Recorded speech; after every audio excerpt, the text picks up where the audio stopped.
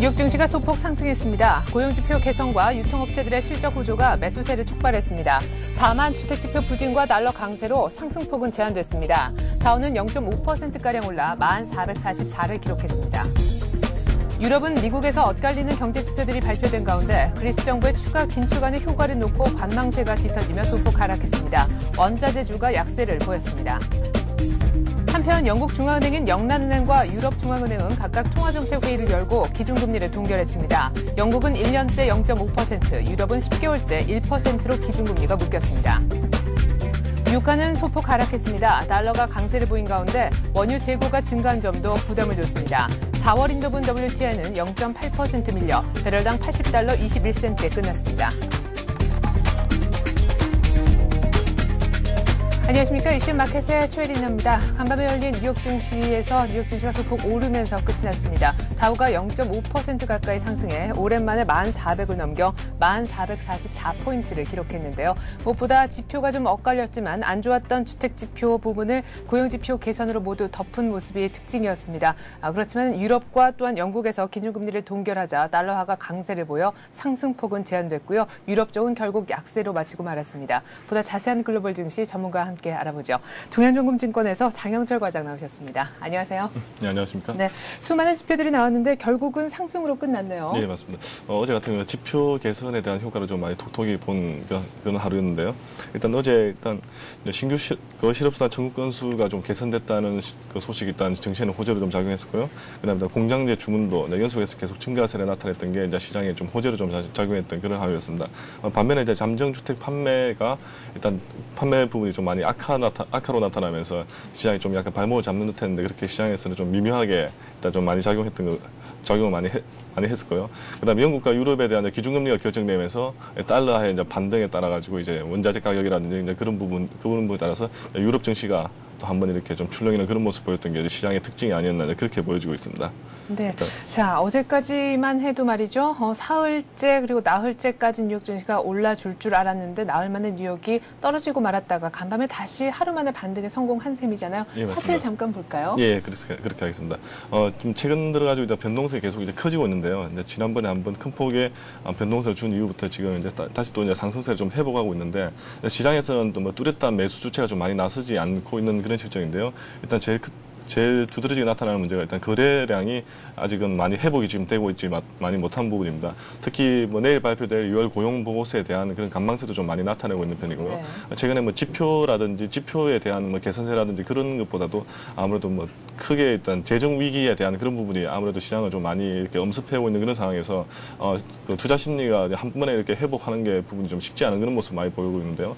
일단 뭐 거래량이 꾸준하게 지금 감소하고 있는 모습 자체가 지금 이제 시장에서는 그렇게 아직까지는 많은 그 관망세를 좀 많이 나타내고 있고 시장이 아무런 뭐 기관이라든지 아니면 어떤 외국인 투자자들이 어떻게 움직이냐에 따라서 아마 시장은 좀 많이 움직일 것 같은데요.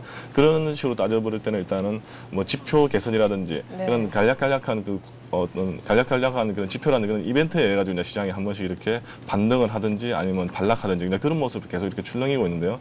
일단 뭐 6월 고용 보고서 향후 어떻게 진행됨에 따라서 시장은 또 다시 한 번 더 그런 부분을 아마 감안해 가지고 시장이 한 번 더 다시 움직이는 좀 이렇게 안정을 나타내지 않을까 그렇게 보여지고 있습니다. 네. 자, 뉴욕 증시뿐만이 아니라 글로벌 증시 모두가 귀추를 지금 집중시키고 있는 것이 바로 오늘 밤에 이제 발표가 나는 뉴욕 증시의 고용 보고서 그리고 실업률입니다. 때문에 고용 지표를 가장 먼저 좀 챙겨볼 텐데요. 간밤에 나온 주간 신규 실업수당 청구 건수 양치기 소년이 되면 안 될 텐데라고 하셨는데 괜찮게 나왔어요. 예, 일단 뭐 전망한 거 비슷하게 좀 나왔는데요. 일단 신규 실업수당 청구 건수가 46만 9천 건으로 나왔습니다. 일단 전주 대비해서는 한 2만 한 9천 건 정도 감소하면서 예상치를 이제 소폭 상회하는 그런 모습 보였는데요. 시장의 이제 전망과 좀 이렇게 많이 좀 부합하면서 어느 정도 좀 시장에 좀 호재로 좀 많이 작용했던 모습인데요. 일단 변동성을 좀 많이 축소했던 4주 평균 그 실업수당 청구 건수 같은 경우에도 전주 대비 한 3천 건 정도 감소하면서 시장이 좀 호재로 작용했는데요. 일단 자세한 부분을 일단 준비한 그래프를 통해서 아마 시각적으로 한번 확인해 보겠습니다. 네. 확인해 보시면 일단 최근 들어가지고 이제 실업수당 청구 건수가 좀 반등을 좀 많이 나타냈다가 최근에 이렇게 변동성을 좀 많이 이렇게 확대하는 그런 모습 많이 보였습니다. 한 주는 좀 많이 올랐다가 또 한 주는 많이 내리고 일단 뭐 전문가들도 예상이 대부분의 실업수당 청구 건수 같은 경우 전문가들 예상이 주간 단위로 나오기 때문에 굉장히 좀 많이 이렇게 엇갈리는 전망이 좀 많이 없었는데도 불구하고 최근 들어 많이 엇갈린다는 게 일단 기업들이 감원이라든지 그런 부분이 아직까지 많이 회복이 그 가문이라든지 그런 게 많이 좀 활성화되고 있고, 그다음에 실제적으로 이렇게 뭐 계약직이라든지 그런 단순하게 뭐 며칠 정도 사용할 수 있는 그런 인력들을 많이 이렇게 사용했다가 또 이렇게 가문했다, 그런 부분이 많이 나타나고 있다 보니까 전문가들도 예상이 좀 쉽지 않은 부분이 최근에 그 실업수당 청구 건수 그 변동이 아니었나 싶은데요. 일단 뭐 최근에 경기 회복이 좀 많이 이루어짐에 따라서 뭐 고용 같은 경우도 좀 많이 움직일 줄 알았는데, 실제로는 이제 경기 회복이 나섬에 따라서 향후 그 경기 회복 자체가 꾸준하지 않을 것이라는 게 기업들 그 사용자들에 대한 그런 뭐 전망이기 때문에, 그런 부분에 따라서 아마 계약직이라든지 파트타임제 그런 부분이 좀 많다 보니까 실업수당 청구 건수 같은 경우에도 아마 변동성이 계속 커지면서 전문가들도 좀 예상이 많이 좀 뒤집히는 그런 모습 보이는데요. 일단 고용 지표가 좀 많이 안정을 찾아가고, 그다음 뭐 실업률이라든지 고용 보고서 안정을 찾아갈 때, 그리고 그 오바마 정부에 대한 그 고용에 대한 그런 탄력성이 좀 많이 커질 때 아무래도 실업수당 청구 건수 다시 한 번 더 전망치에 많이 부합하면서 꾸준하게 좀 감소폭 나타내지 않을까, 이제 그렇게 보여지고 있습니다. 네, 그러니까 미국의 주간 신규 실업자 수가 3주 만에 하락 반전해서 실업을 신청한 사람의 수가 3주 만에 하락했다라는 것은 참 좋은 소식이죠. 고용 지표와 더불어서 또 눈여겨볼 만한 지표가 하나 더 나왔는데 말이죠. 미국의 4분기 비농업 부문 노동 생산성 부분입니다. 예상을 상회하면서 좀 올랐다고 하는데 이것이 결국 이제 긍정적으로 받아들일 수 있는 부분이냐에 대해서 좀 해석이 필요할 것 같아요. 네, 맞습니다. 어제 같은 경우에는 두드러지게 분석이 좀 많이 들어가야 되는 부분이었는데요. 예. 일단 4분기 비농가 노동 생산성이 6.9% 정도 상승하면서 예상보다 좀 큰 폭으로 좀 많이 증가를 했습니다. 반면에 다시 한 번 더 생각해 볼 게 4분기 노동 비용 같은 경우는 5.9% 오히려 감소를 했습니다. 예상보다 또 큰 폭으로 많이 감소했죠. 예. 감소했는데요. 일단 이런 부분을 보시면 어떻게 보면 시장에서는 좀 이렇게 긍정적으로 작용할 만한 그런 충분히 호재성이 있는데도 불구하고, 이게 일단 전문가들이 좀 분석할 때는 일단 생산성은 꾸준하게 좀 많이 향상을 했던 게 일단 그 노동 생산성이 증가했던 걸 통해 가지고 알 수가 있는데요. 예. 그 생산성이 꾸준하게 상승했다는 것 자체가 일단 제조업이라든지 모든 부분에 대해서 노동을 필요로 하는 부분에서 수요가 굉장히 좀 많았다는 부분을 많이 반증을 하고 있습니다. 그렇기 때문에 좀 이게 수요 자체가 안정되기 때문에 아마 생산성이 많이 향상을 하고 있지만, 기업들이 최근에 들어서 또 감원을 좀 많이 나타냈던 게 알 수 있는 게 노동 생산성이 증가하면 또 노동 비용도 당연히 증가하는 게 어떻게 보면 인지상정인데요.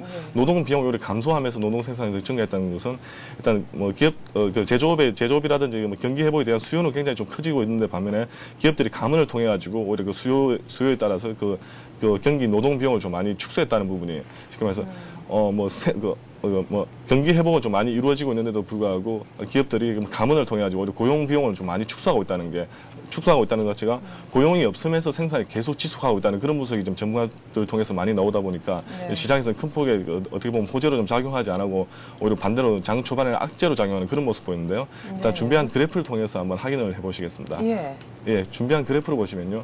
일단 노동 생산성 같은 경우에는 막대 그래프인데 꾸준하게 상승세를 좀 많이 나타내고 있는데, 반면에 실선으로 나타내는 노동 비용 같은 경우는 꾸준하게 하락세를 많이 나타내고 있는 모습 보이고 있는데요. 네, 그러니까 일단 파란 실선하고 회색 그래프하고 같이 뭐 위쪽으로 향해야 뭐 긍정적인 방향이다. 예, 맞습니다. 그런 식으로 했습니다. 경기 회복이 나타나는데요.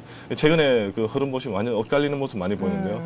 기업들의 CEO들이라든지 아니면 노동을 사용하는 그 사용자들 입장에서는 향후 지금 현재는 뭐 경제 회복이 좀 많이 이루어지고 있지만은 실제로 사용하는 사용자들 입장에서는 그 체감 경기 자체가 아직까지는 경기 회복이 좀 아무래도 그 경기 회복이나 전망이 뚜렷하지 않다는 게 여실하게 드러나고 있는 그 그래프가 아닌가 그렇게 보여지고 있는데요. 일단은 이런 부분도 일단 오바마 정부의 그 정부가 일단은 고용을 어떻게 나설 것인지, 아니면 경기 회복에 대해서 고용 비용을 어떻게 늘려줄 것인지에 따라서 아무래도 기업들의 실제로 체감을 하고 있는 그 사용자들이 어떻게 사용할 수 있을지에 나타날 것 같은데요.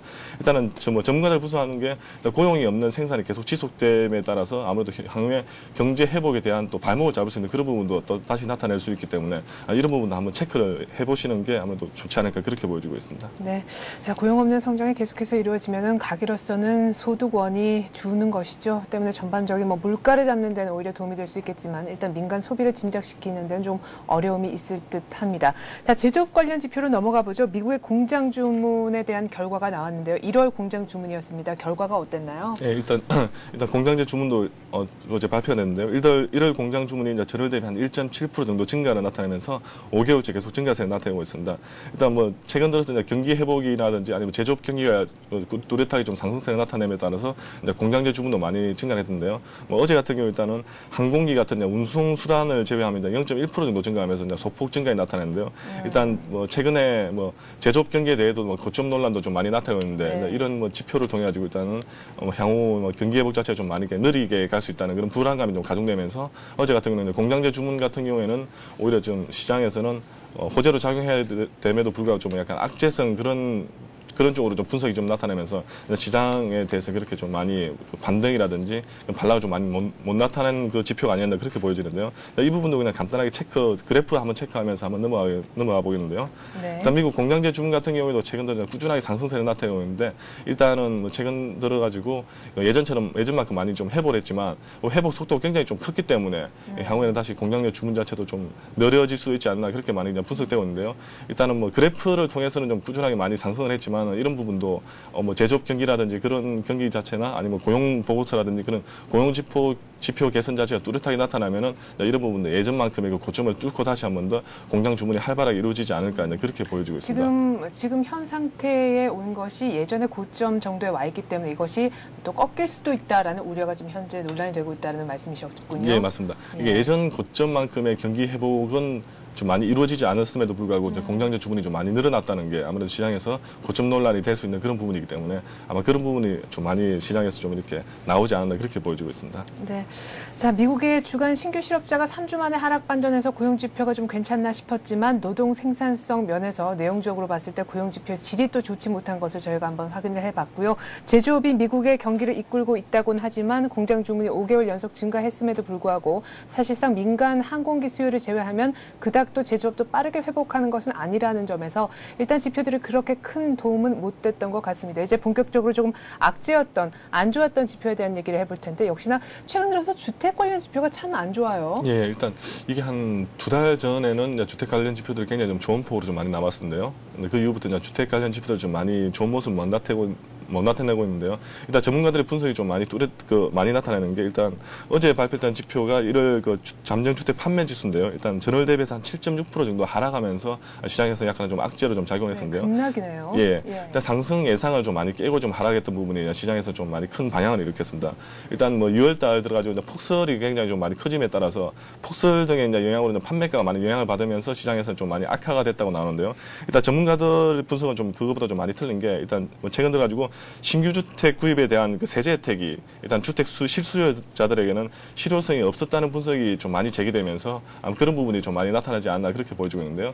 실제로 뭐 잠정주택 판매 지수 자체가 주택 판매가 이루어졌던 모든 걸 잠정적으로 나타내 봤을 때 그 주택 판매 같은 경우에는 실수요자들이 아무래도 큰 금액보다는 작은 금액으로 들어가야 되기 때문에 세제 혜택 부분이 굉장히 중요하게 좀 많이 이슈가 되는데요. 네. 일단 오바마 정부가 세제 계획을 한번 개편한 이후에 그 세제 계획 자체가 실제로 실수요자들한테는 많은 실효성이 없었다는 게 다시 한번 더 반증되는 그런 부분이 많이 이제 부각되면서 아무래도 좀 정부가 일단 질타를 좀 많이 받는 그런 모습도 보였고요. 네, 그런 부분이 좀 많이 이렇게 구조적인 그런 모습 때문에 아마 악재로 좀 많이 작용하지 않았나 그렇게 보여지고 있습니다. 네, 자 이렇게 해서 별로 좋지 못했던 주택 지표까지 지표 얘기를 한번 싹 끝내봤습니다. 자 그렇다면 업종별로 분위기는 어땠는지 궁금한데 앞서서 달러화가 강세를 보였다라고 하셨으니까 에너지 원자재 쪽은 분위기가 안 좋았을 테고 말이죠. 네, 맞습니다.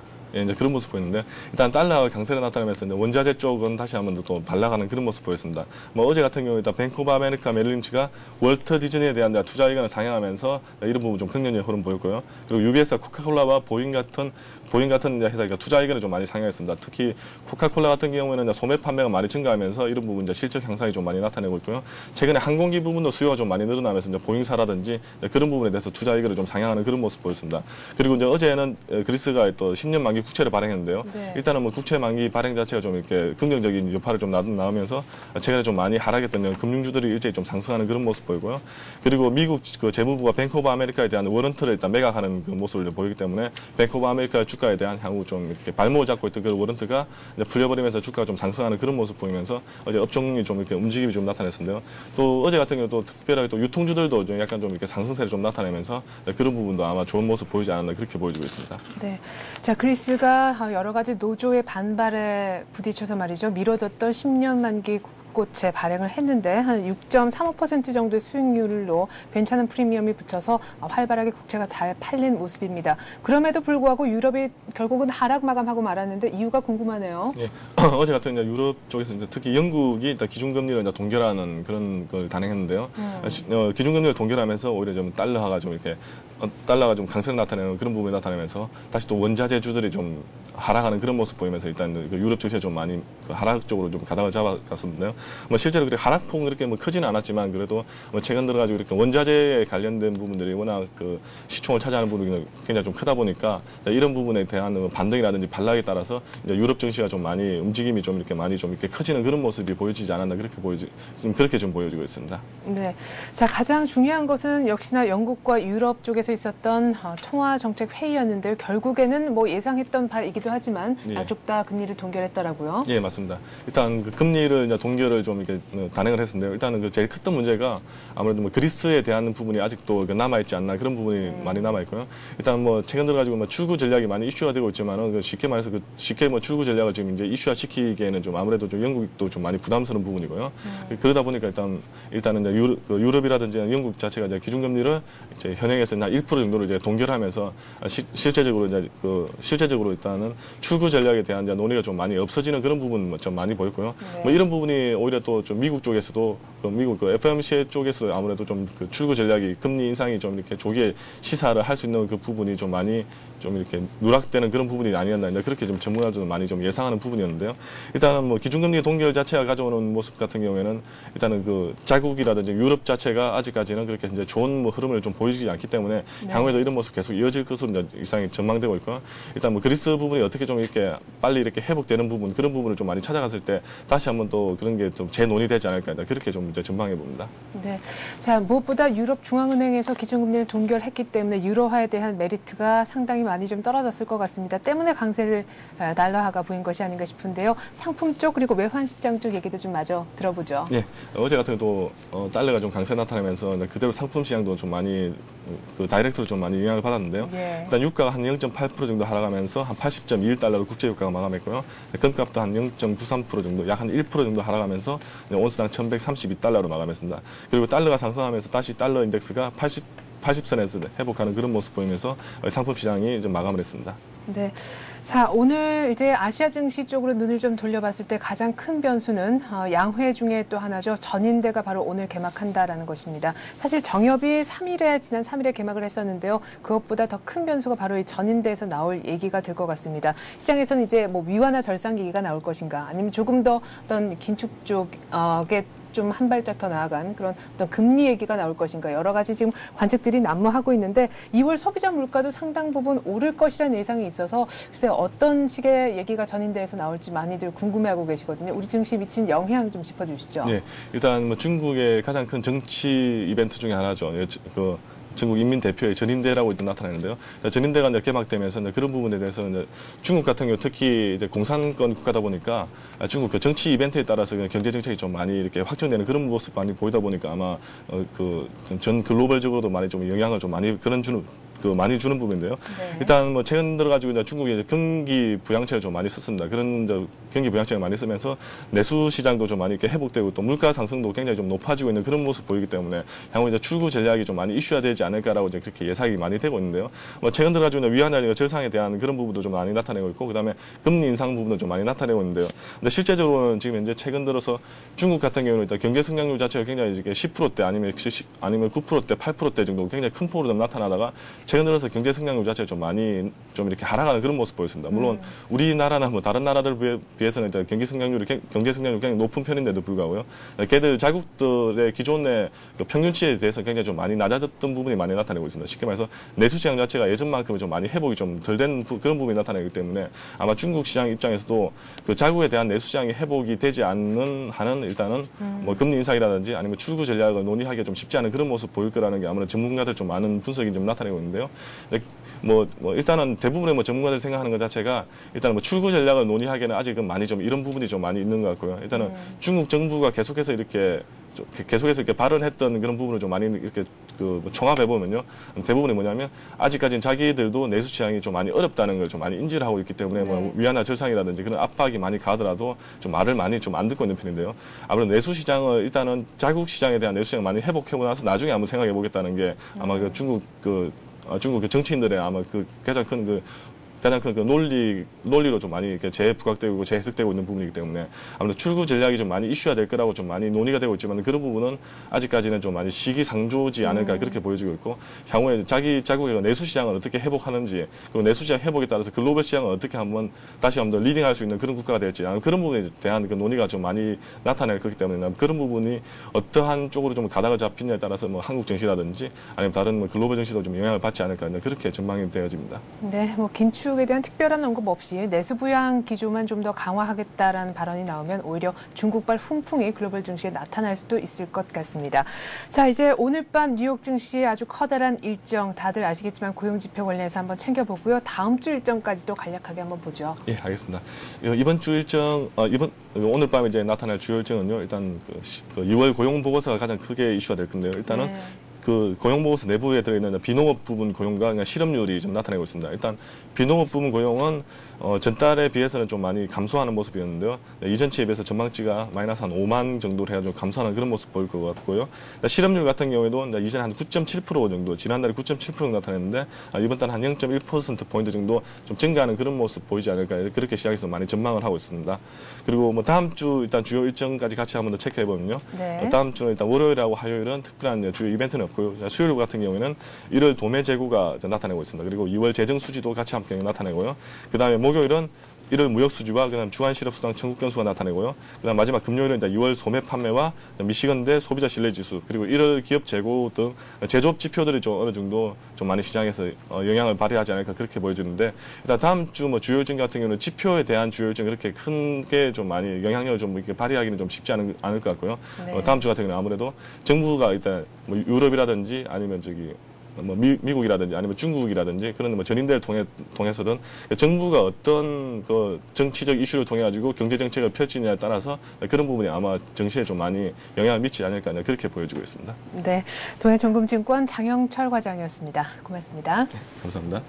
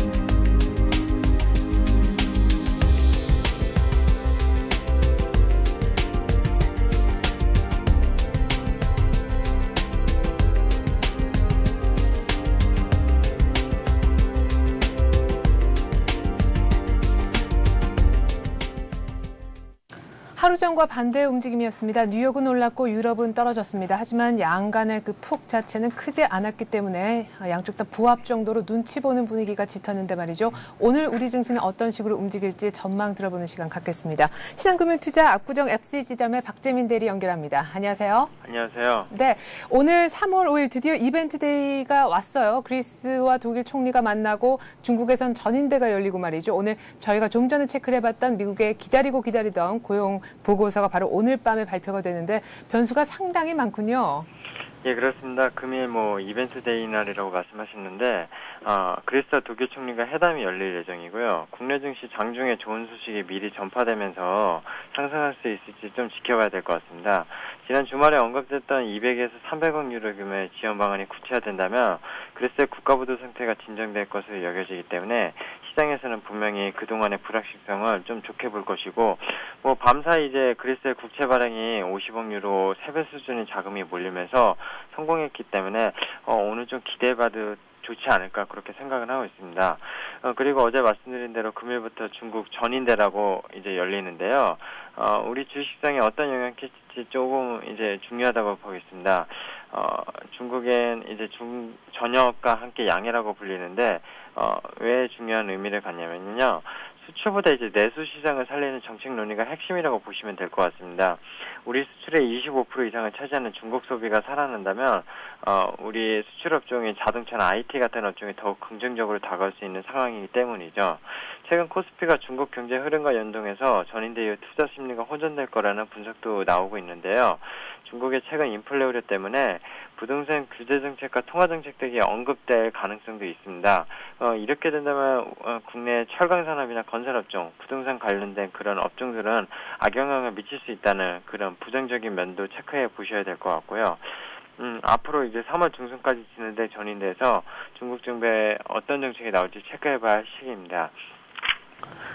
그리고 또한 경기 선행지수가 14개월 만에 전월 대비 하락하면서 증시가 하락세로 돌아선 거 아니냐 우려가 나오고 있는데, 경기 선행지수 구성하는 건설 수주액과 소비자 기대지수 등의 부진으로 하락 반전했다고 볼 수 있습니다. 작년 한 해 급격한 경제 회복이 국내에서 이뤄지면서 지금은 조금은 역기저 효과의 측면으로 볼 수 있는 상황이기 때문에 단발적 수치에 이제 둔화를 보지 마시고 재차 나오는 지표들의 확인이 필요하다고 판단됩니다. 네. 자, 그리스, 미국 변수야 사실 오늘 밤의 얘기니까 말이죠. 오늘 우리 장에 영향을 장중에 미칠 것은 역시나 중국 전인대 변수가 될 것 같습니다. 10시 반 이후에 전인대 개막식에서 원자바 총리가 어떤 얘기를 할지가 가장 중요한 포인트가 될 것 같네요. 자, 그렇다면 일단 중국 증시 열리기 전 장 초반 저희가 특별한 전략을 구사할 수 있는 타이밍인가요? 투자 전략도 좀 부탁드릴게요. 사실 요새 증시가 거래도 너무 없고, 좀 수익률 올리기도 너무 어렵기 때문에 투자 전략은 거의 매일 똑같다고 좀 보시면 될 것 같습니다. 어제도 이제 외인의 1,300억 매수세에도 불구하고 1,620선 지키지 못하고 하락 반전했는데요. 참 이럴 때일수록 기다림과 어떤 인내심, 이런 기다림이 필요하다고 누차 말씀드리고 싶습니다.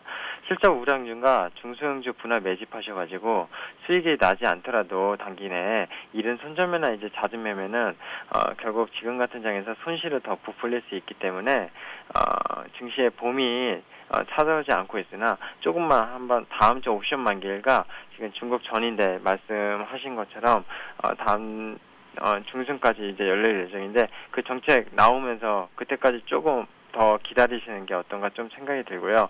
계속 이제 정책 관련주 올 들어 각광받고 있는데요. 정책 관련주들이 천차만별 수익률 게임에 참여하고 있기 때문에 잘 판단할 투자할 필요가 시기가 잘 판단해서 투자를 할 필요가 있는 시기입니다. 도요타 리콜 사태로 인해 국내 자동차 업황이 더욱 부각되고 있는데요. 현대차, 기아차뿐만 아니라 자동차 부품주 관심 깊게 보시라고 말씀드렸습니다. 특히 전기차가 아직 상용화는 안 됐지만 올해 말부터 미국과 중국 쪽에서 나오기 시작하면서 몇 년 내에 엄청난 경제 성장 효과를 나타낼 수 있는 산업입니다. 이미 주가에 많이 반영은 됐지만 관련 주식들이 실적 상장 대비 아직 저평가되어 있는 종목들이 많기 때문에, 그리고 꾸준히 기간 매직이 얼마 전부터 이뤄지는 종목들도 많습니다. 몇 종목 나열하자면 하신, SL, 코디에스, 넥스콘테크 등 2차전지와 자동차 부품 관련주들 꾸준한 영업이익 상승 전망과 함께 기간의 매집이 이뤄지고 있으니 큰 리스크 없이 단타 매매 전략 유효해 보이고요. 또한 모바일 혁명으로 인한 통신장비 업체 다선네트워크스나 코이버 등이 올해 실적 개선이 뚜렷해 보이기 때문에 중소형주 유망주로 꼽겠습니다. 말씀드린 종목들 이미 많이 오른 종목들도 있지만 지금 같은 천수답 장중에서는 수익 낼 수 있는 종목들 중 하나라고 말씀드리고 싶고요. 중소형주인 만큼 금액을 크지 않게 일부 포트폴리오 편입해서 분할 매수하여 단기 매매 전략 취하시는 것이 좋겠습니다. 물론 LED와 반도체, 디스플레이 등 1월부터 말씀드린 대형 IT 우량주들 분할 매수 중장기 보유 전략은 유효하다고 말씀드리겠습니다. 네, 중장기 IT 종목들도 많이 말씀을 하셨지만요. 또 예전엔 삼성전자를 추천하셨던 기억도 있습니다. 오늘 대형 IT주 하나만 좀 짧게 부탁을 드려보죠. 예, 금일 말이 필요 없는 종목 좀 삼성전기 말씀드리겠습니다. 작년 화두가 되었던 LED 시장 계속 확대될 전망이고요. 최근 들어서 3D 열풍 불면서 삼성전자 3D TV 출시로 LED 소유량 증가시킬 것으로 추정이 되는데요. 그래서 따라서 올해도 LED 공급 부족 지속될 것으로 판단됩니다. 말이 필요 없는 삼성전기 차트 잠깐 보면서 말씀드리겠습니다. 최근 연속 기관과 외국인의 매수로 올라왔는데요. 작년 9월, 11만 3,500원, 9.2회 계속 횡보를 했습니다. 그래서 뭐 9만 원대 계속 횡보를 하다가 최근 4일 쌍끌이 매수로 인해서 10만 원대 매물벽을 이제 넘어선 상황이기 때문에 그동안 6개월간의 매물에 벗어났기 때문에 정고점 돌파에 의미를 두면서 목표가 12만 원 정도 이 정도 보시고 최근 뭐 9만 원대 횡보하면서도 9만 2천 원 이 정도가 계속 지지선으로 유지됐기 때문에 손절 라인을 좀 보시면서 매매하시는 전략 유효해 보입니다. 네, 신한금융투자 압구정 FC지점의 박재민 대리와 함께 삼성전기 얘기까지 들어봤습니다. 고맙습니다. 감사합니다.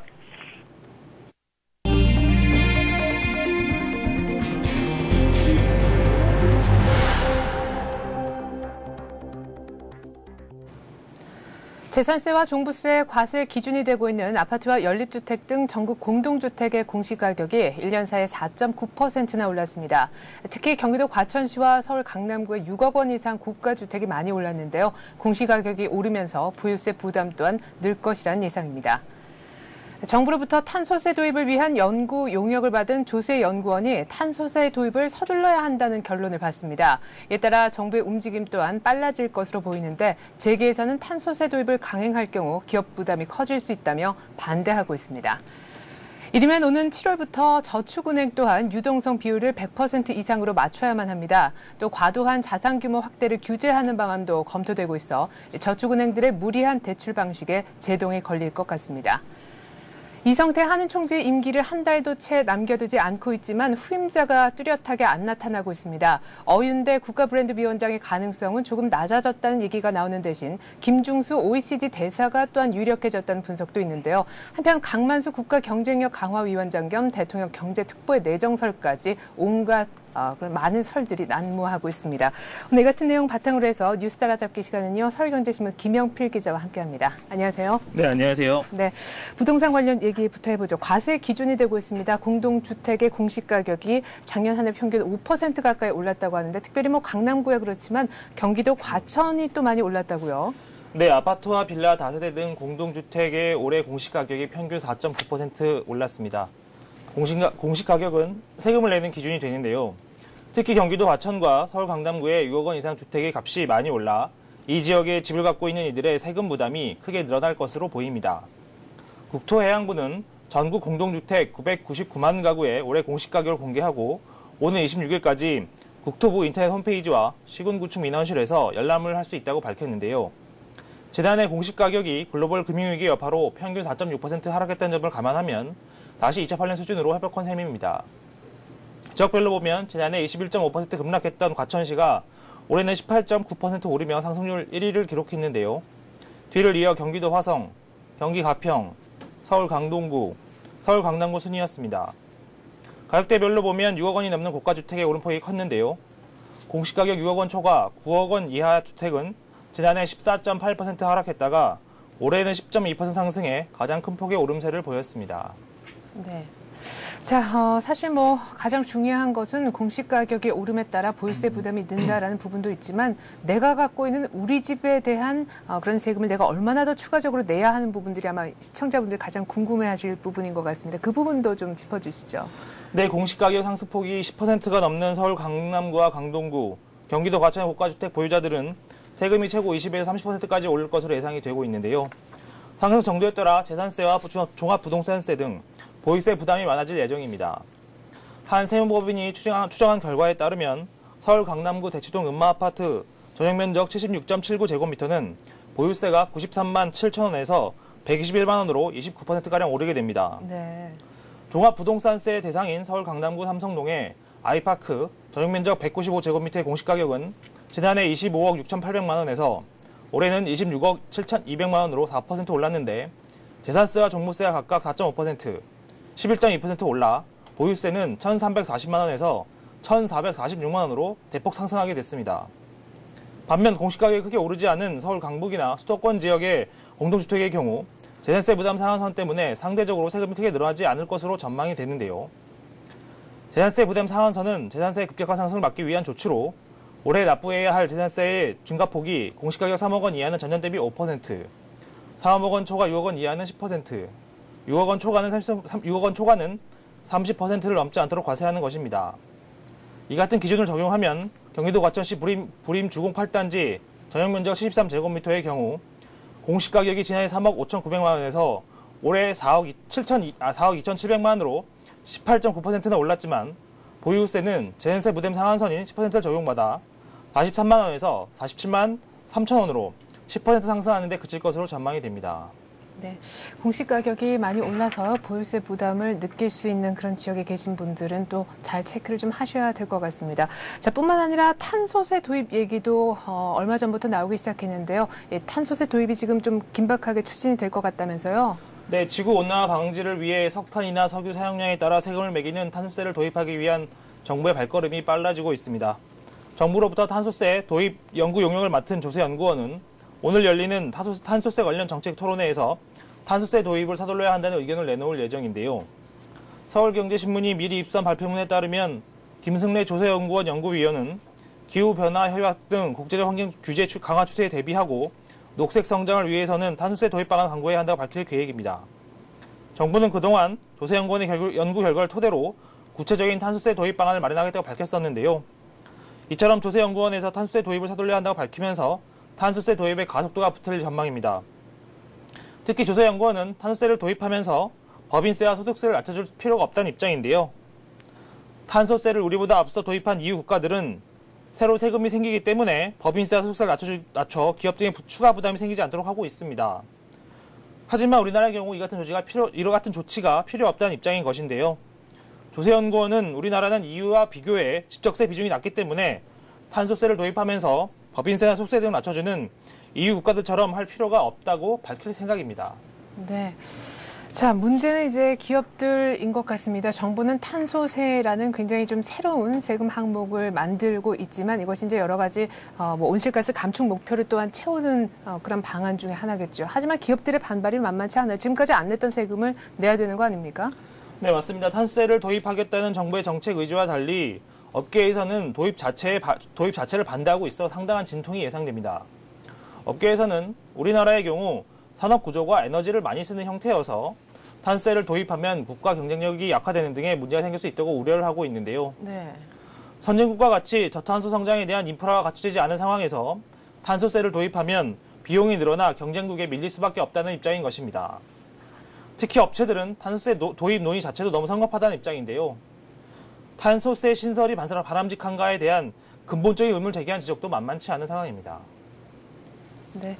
자, 일단 탄소세 신설이요, 우리 경제에 어떤 영향을 미치는지 좀 잘 꼼꼼하게 따져보고요. 탄소세 신설하게 되더라도 그 충격을 좀 기업 측면에서 최소화하는 방안이 필요하지 않나, 이런 생각해 봅니다. 자, 그리고 최근 부동산 PF 프로젝트 파이낸싱 부실이 늘어나면서 문제가 좀 커지고 있는데요. 역시나 그 문제 중심에는 제2금융권 저축은행이 있다고 하겠습니다. 때문에 금융당국도 발걸음이 좀 바빠졌습니다. 저축은행 건전성 높이기 위한 방안을 강구했다고요. 네, 맞습니다. 현재 최대 골칫거리인데요.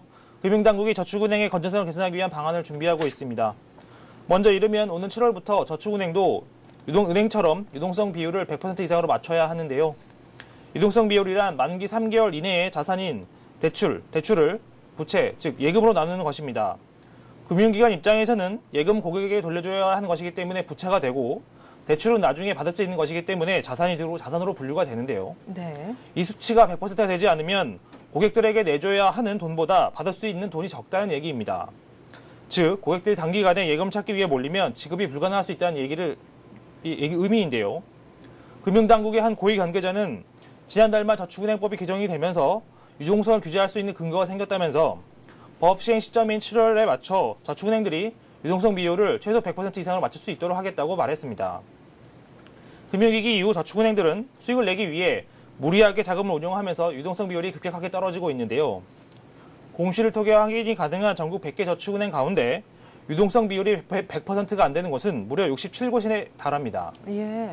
이 중에는 솔로몬 저축은행 등 자산 규모가 3조 원 이상이 되는 대형 저축은행도 4곳이나 포함이 되어 있는데요. 금융당국은 이와 함께 저축은행들이 과도하게 자산 규모를 늘리는 것을 규제하는 방안도 검토하고 있습니다. 저축은행 업계는 자산이 지난 5년간 2배 이상 늘어나 유동성과 자산 확대에 관한 규제가 필요한 상황입니다. 네. 자, 그리고 차기 한국은행 총재가 누가 될지가 지금 초미의 관심사입니다. 지금 이성태 총재 임기가 한 달도 채 남지 않았기 때문인데요. 어제 시장이 또 출렁거리는 외환시장과 채권시장의 경우 말이죠. 원인이기도 했습니다. 강만수 국가경쟁력 강화위원장의 내정설이 돌았기 때문인데 지금 후임자가 누가 될지 여러 후보들이 거론이 되고 있잖아요. 네, 맞습니다. 이성태 한국은행 총재 임기가 이달 말로 한 달도 채 남지 않았지만 차기 총재가 누가 될 것인지 오리무중인 상황인데요. 당초 거의 확정적인 것으로 알려졌던 어윤대 국가브랜드위원장의 가능성은 조금 낮아졌다는 얘기가 나오는 반면 김중수 OECD 대사가 유력했다는 분석이 나오고 있습니다. 여기에 4일에는 강만수 국가경쟁력 강화위원장의 내정설까지 나도는 등 온갖 설들이 나도는 상황인데요.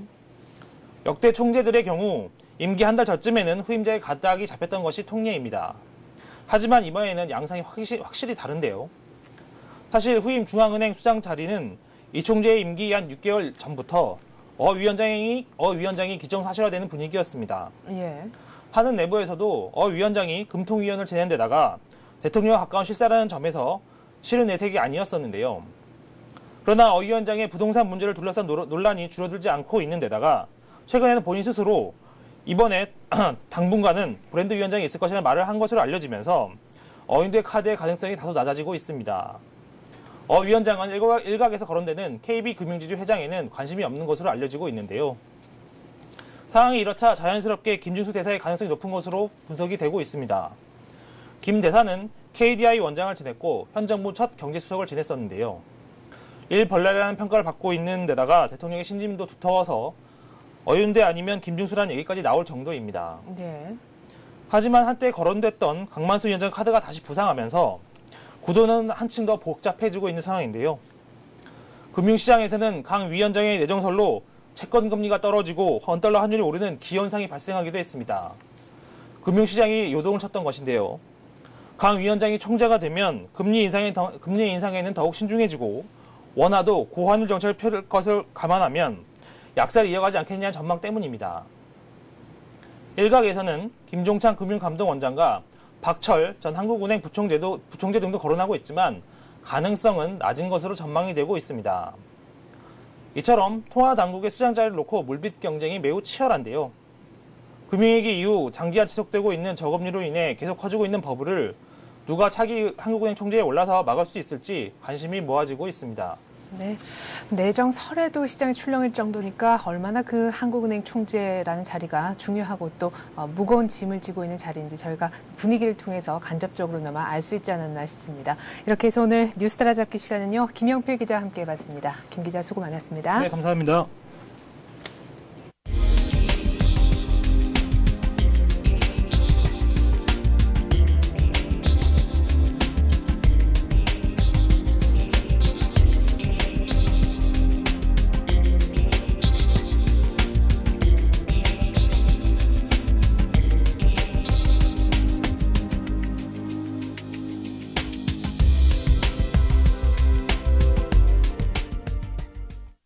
간밤에 유럽과 또한 유럽중앙은행 그리고 영국에서 기준금리를 동결을 했습니다. 때문에 유로화가 약세를 보였고 달러화가 강세를 보이면서 원자재주가 좋지 못한 흐름을 보였는데요. 때문에 유럽 증시는 약세로 마쳤지만 뉴욕은 올랐습니다. 엇갈린 경제지표의 제한폭 자체는 크지 않아서 상승을 많이 하지 못했지만 고용지표가 아주 좋았기 때문입니다. 참고로 주택지표는 악화됐는데 고용지표 때문에 다행스러운 모습이 나타났습니다. 저는 다음 주에 다시 오겠습니다. 이시연 마켓이었습니다. 고맙습니다.